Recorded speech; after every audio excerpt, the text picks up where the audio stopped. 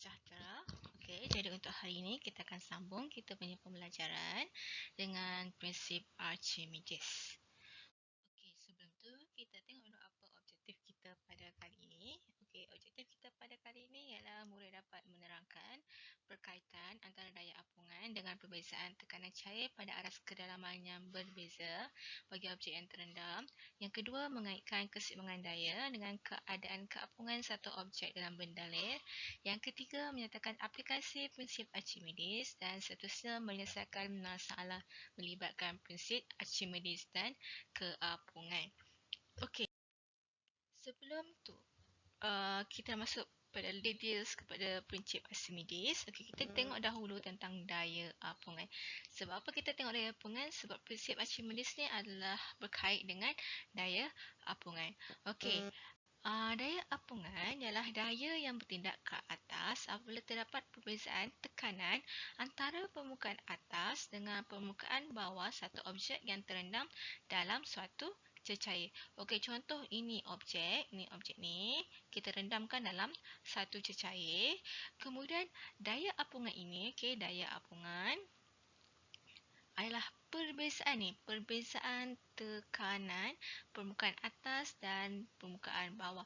Maksudnya kita akan kira, kita tak kira daya apungan tapi kita tidak akan kira perbezaan tekanan, tapi ini supaya kamu tahu mana datangnya daya apungan. Okey, di kata sini perbezaan tekanan permukaan atas dan permukaan bawah. Maksudnya dapatkan dahulu tekanan di atas. Kita tahu kan untuk kira tekanan yang sebelum ini rho Hg. Maksudnya di atas ni, ini adalah dia punya ketinggian H1. Kemudian dapatkan tekanan daripada di bawah. Okey, di bawah ni jadi H dia dah berubah. Jadi dikatakan daya apungan adalah perbezaan, iaitu daya yang bertindak F2 ini tolak dengan F1. Inilah yang kita dapatkan daya apungan. Okey, kena ingatlah. Jadi daya apungan ini adalah apabila terdapat perbezaan tekanan. Okey, ini perbezaan tekanan. Okey, perbezaan tekanan permukaan atas dengan permukaan bawah objek yang terendam dalam suatu cecair. Dapatlah dia daya apungan ataupun kita panggil dia adalah FP. Okey, kalau nampak dia FP, ini adalah daya apungan. Okey. Kemudian baru kita tengok prinsip Archimedes ni sebenarnya adalah Archimedes.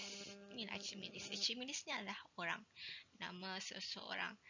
Okey, jadi dalam prinsip Archimedes dia kata objek yang terendam sebahagian atau sepenuhnya dalam satu bendaleh mengalami daya apungan yang sama dengan berat bendaleh yang disesarkan.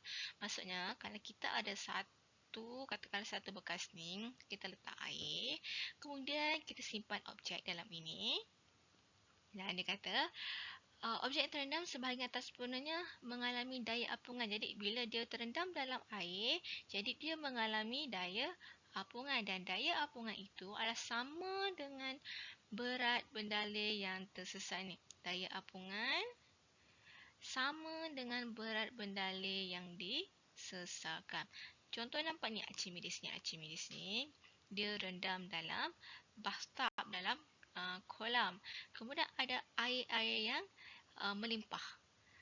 Yalah, kalau kamu ada bekas yang penuh, kemudian kamu letak tangan kamu pun akan ada air yang melimpah. Dan dikatakan kalau air tu kita ambil dan kita timbang, berat bendaleh yang tersesar tu yang melimpah itu adalah sama dengan daya apungan.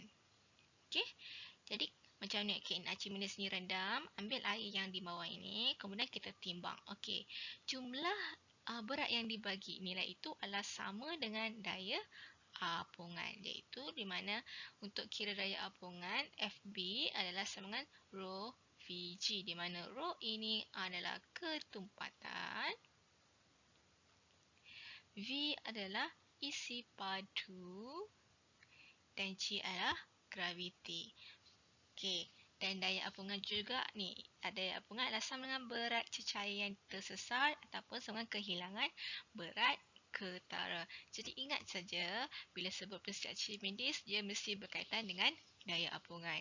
Dan daya apungan itulah sama dengan berat cecair yang tersesat. Ini sebenarnya ada satu eksperimen yang kita boleh buat, tapi kita tunggu kamu naik sekolah dulu, nanti baru kita boleh buatlah. Jadi kita teruskan dengan keapungan suatu objek. Okey, untuk keapungan satu objek. Okey, kalau kamu perasan, bila kita letak, kita simpan objek dalam satu cecair, ada kadang-kadang objek itu berada di tengah-tengah, kadang-kadang dia berada di bawah, dan kadang-kadang dia berada di atas. Itu adalah menunjukkan daya apungan dia. Okey, tengok sini yang pertama sekali yang ini. Okey, kalau kita dapati objek itu dia berada di ngam-ngam paras air ni begini, ngam-ngam paras air, ataupun dia berada separuh ada air dan separuh berada di dalam air, kita katakan berat adalah sama dengan daya.